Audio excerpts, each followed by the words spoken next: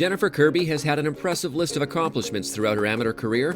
Viewed as one of Canada's brightest young golfers, she's decided to tee up the ball and turn professional. The 21-year-old native of Paris, Ontario, graduated from the University of Alabama, where she helped the Crimson Tide capture the NCAA Division I Women's Golf Championship and earned her first collegiate victory in April. The former Team Canada member also owns an impressive amateur resume, winning both the Canadian Junior and the Canadian Women's Amateur, along with the Ontario Junior and the Ontario Women's Amateur.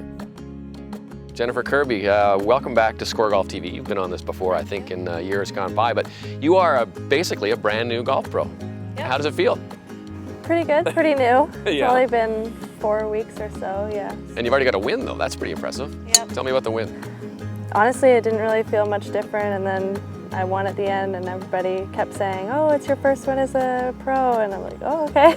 Besides that, what are the big changes that you have found in this 1 month between being an amateur and being a professional? Making your own schedule and kind of figuring out what I'm playing in, and booking certain things, and when I practice, when I want to get to the golf course, because in college golf you're part of the team and you have to kind of go when the other players want to go and leave when the other players want to leave, so just a lot more freedom. And one of the guys that you work with, and you have worked with since you were a young gal, 13 years old, you were just telling me, is Sean Foley.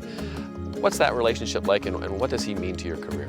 I've been working with Sean since I was 13, so obviously we have a great partnership, and we're friends, but also he's my coach. I don't see him a lot right now, but in high school I saw him almost every day, and he kind of helped me figure out, kind of teach me what my swing is, and I can just call him up whenever, and he always has time for me, even though he's gotten so big and Mr. Celebrity, but he's always learning and continually trying to find out more. So he always has something new when you talk to him on the phone, and it definitely doesn't have to be about golf. It could be just a mindset you take into the day, and I think that's really important too.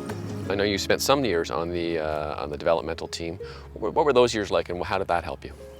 They were great experiences. Now that looking back, I realize how many opportunities they've given me, and the support staff that they have is excellent, and just the little things that you never really think about that you learned along the way, like how to feed yourself on the course, how to train and really prepare for a week, and taper into events and stuff like that.